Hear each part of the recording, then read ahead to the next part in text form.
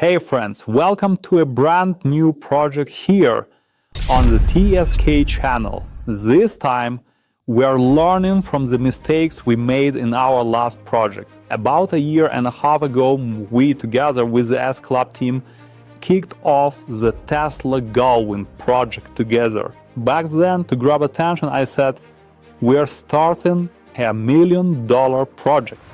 Well, that definitely got some attention. Mercedes 300 SL Tesla costs around $1.6 million. And just like a Tesla, it's got self-driving. What do you guys think? We announced it as a $1 million car, but right now that same car is being sold in Dubai for $1.6 million. This time, for this new project, there will be no limits, no over-the-top announcements. We're simply starting another journey to showcase what we can do with EV vehicles. We want to demonstrate our skills, our expertise, and our passion. And just like before, we're here to show the incredible potential of Tesla technology. In fact, 90% of this new supercar's components will be Tesla-based. We'll be leveraging Tesla's innovation and the experience we've gained through EV repairs and custom builds to bring this project to life. We are building an eco-friendly hypercar, something truly groundbreaking. To make it happen, we are using the best technology that modern engineering has to offer. Tesla is decades ahead of the entire automotive industry, and we are excited to harness their cutting-edge advancements to bring this vision to life. This is the legendary GTR. The one I'm showing you and the one next to me is the same car. But let me ask you a question. Does this car actually qualify as a GTR? Actually, not really. Here's the story. Mercedes originally designed this car with the idea that some collectors might use it for everyday driving. It was inspired by the Le Mans prototype that many of you might remember. If not, you've probably seen it without realizing it. It's that famous car that did a full 360-degree flip in the air. And not just once. That moment brought tons of attention to the car, not because people wanted to flip it in the air, but because it was obvious that this body style was destined to be a collector's item. Mercedes knew that collectors would be looking for this car, hunting for it. And recognizing the demand, Mercedes decided to create a road-going version of the car. But let's think about how road-friendly it really is. This is no longer a Le Mans race car, but at the same time, you can't just take it out for a drive. It's nearly impossible. You're crammed up against the windshield. There is a massive engine right behind you. Zero comfort and absolutely no storage space. And if you even think about taking this car out for a weekend drive, you'll be constantly reminded that this beauty costs anywhere from $6 million for the coupe version to $12 million for the topless version. Yes, there's a version of this car that has no roof. Can you guess what kind of car we're about to build? Let me give you a hint. Here is a topless Model 3 standing next to our future project. Yes, the new project we are going to make will also be roofless. The car we're building will closely resemble the original, but with a unique twist. We're going to take the experience we gained from the roofless Model 3 project and apply it here to create a Roadster GTR like you've never seen before.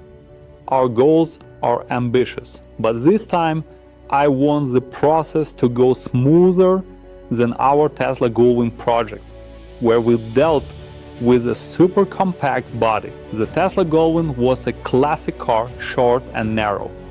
Widening the body wasn't too tough.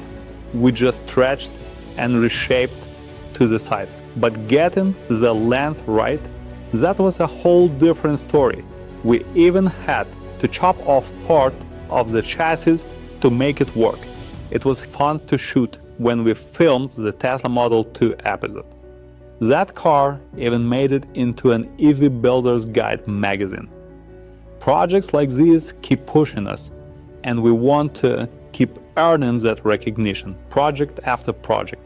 And while it looked fun on camera, behind the scenes it was intense, hard, and sometimes monotonous work.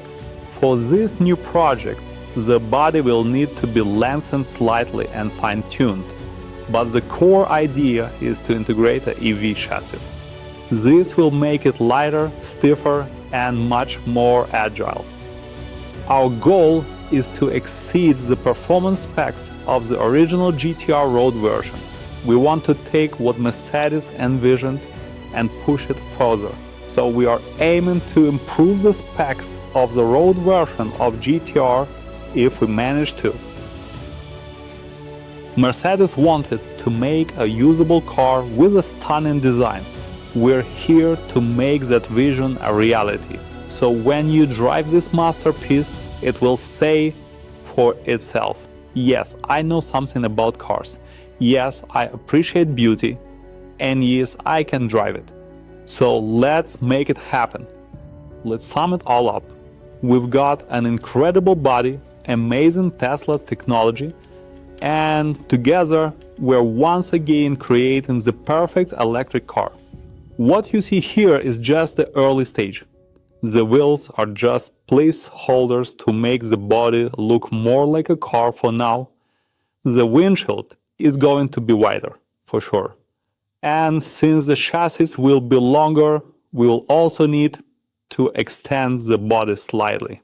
Another adjustment we're making is to the front doors. The doors are going to be extended too. Without the massive rear engine at the back, there's no point in squeezing into tiny spaces just to preserve the original look. This door is too small even for someone half my size. So we're extending it to make it more comfortable.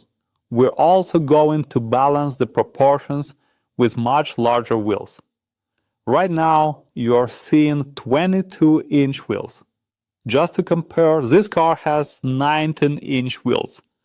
For reference, the original car had 18-inch wheels.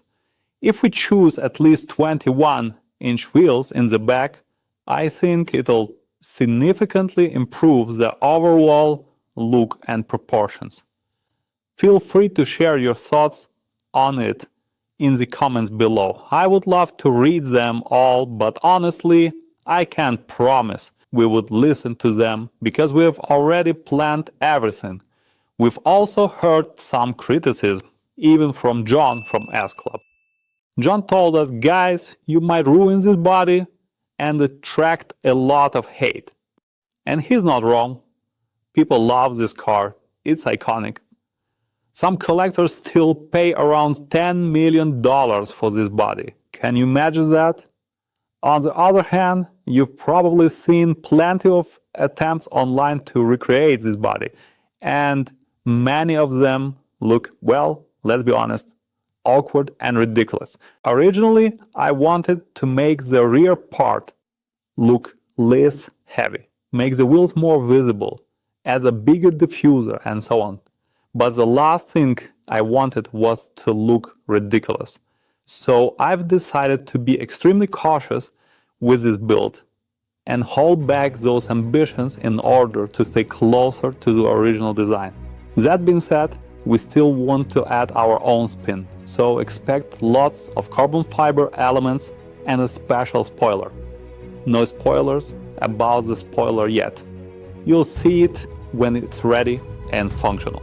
As for the roof, we're not adding one no matter what. Critical moment when we toss the roof in the trash, because roofed cars are just not as cool. Plus, this car isn't meant to be cheap, and it shouldn't look cheap either. Speaking of price, here's my take. If you're building something and not planning for it to be sold or have a specific buyer, then it's just another YouTube project. There are countless series like that. 15 to 20 episodes showing a car build that ends up abandoned or scrapped. That's not what we are about.